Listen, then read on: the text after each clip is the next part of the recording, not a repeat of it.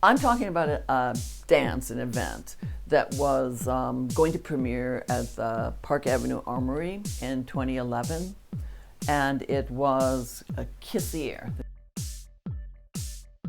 The drill hall in the Armory is hundreds of, maybe 300 feet long and 100 feet wide, and my idea was to bring more hardware, more box truss, more mafia blocks.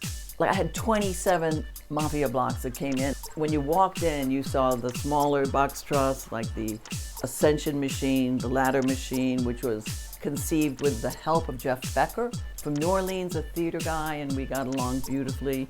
And then the next truss, shaped like this, went a little higher, till you got to the center, the highest, and then it descended again till you got to the other end of the Armory drill hall with Human Fountain, which was 30 feet high with 3 levels of a scaffold, a funky workman's scaffold with like 23 dancers, diving, climbing, landing, running.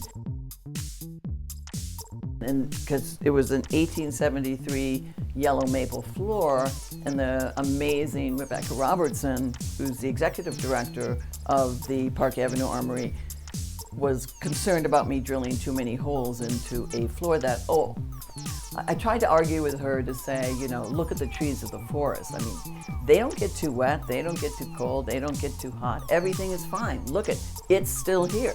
But she said, do you mind if I protect the floor from this 25 by 25 foot pool of water we were going to put in the center of the space with this really tall 70-foot high box truss where my dancers were going to be attached to bungee cords and fly off the truss cross implement into the water, make huge splashes and go up and down because they were attached to cross truss that was motorized and went up and down. And then there were 2 or 3 or 4 groundlings that helped maneuver them when they needed help to be pulled out with their bungee cords and let go like a huge human slingshot. Oh my gosh, it was my absolute dream come true. And I do think I'm still paying for it, but that's a small factor. I wanted to use something that demonstrated instant acceleration because I'm so tired of watching people move, even dancers, at medium speeds. They never actually contend with the notion of speed, acceleration, fast.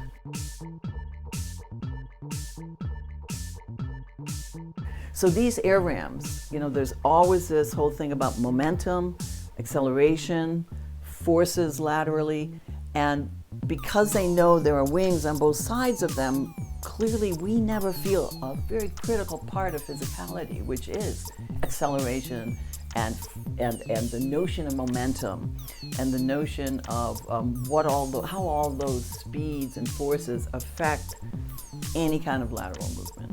When you're falling, you're going 32 feet per second squared. That's standard.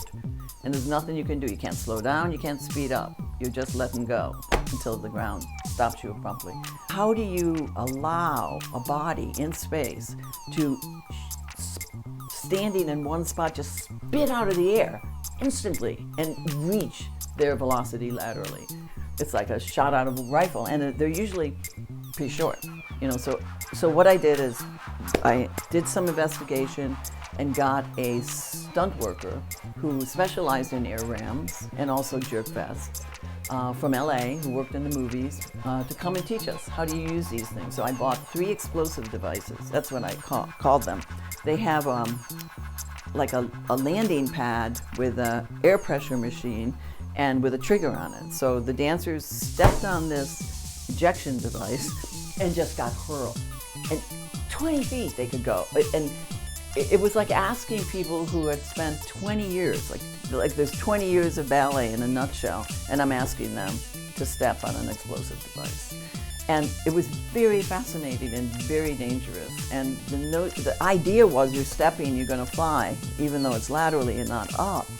They always wanted to plie, because that's what you do when you jump. You can't plie, or your knee will get like this massive shock wave to it. The body doesn't like any extra force applied. You just had to truss it. Stepped on it straight-legged.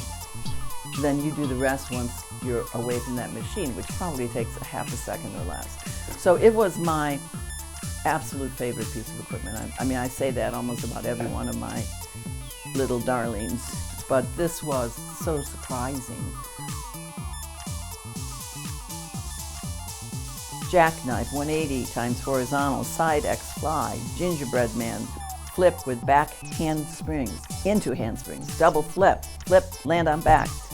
I mean, it was just like, it could have been just this infinite number of vocabularies that they did, and we had it all organized. You do this, you do this. They just did whatever they wanted, as varied as it could be.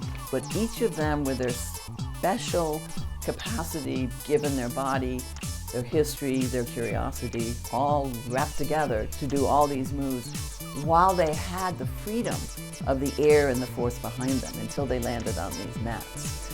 And so sometimes they'd be able to do a flip, some would be able to do a double flip, some would be able to do a whole layout with a leg, and land properly. Some just sort of burst into the air, perfect split leap, and then rolled out of it. And how I set it up was I had 3 air ramps laterally across the stage, but this was a huge room. And the dancers would go 1, 2, 3, and what I wanted them to start in canon. And I would test the trigger response of each of the air ramps, which they were not the same. Of the moment their foot hits that ramp and then it explodes, how can I really get a pure canon? There really wasn't any way you could, because the incidence of the touch and the go had a lot to do with their weights, had a lot to do with how they stepped onto that particular trigger platform, et cetera, but if they would just go one at a time and then it had to reset back down, it took too long I wanted to just come down so the next person in that row would step on it, step on it, step on it. And so you'd have this flail of bodies, not timed in any way we say 1, 2, 3, 4. Forget it. There's no time for 1, 2, 3, 4. It's just explode, explode, explode, explode.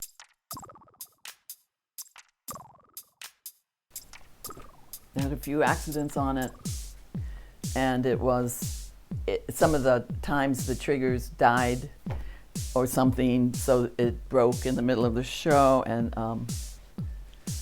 I think I came to believe that it wasn't a practical instrument. Anyway, I was in pig heaven, and the number of times that it was perfection, because the canon worked out to be so beautiful. Have you ever seen just bodies being hurled sideways? No. And they were attached to all of these pulleys and cables. So it was a duet with Jackie Carlson and John Caston.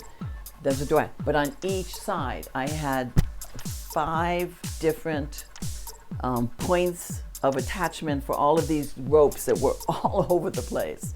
And there were 5 people on each side, so that's 10. That's 12 people to do a duet.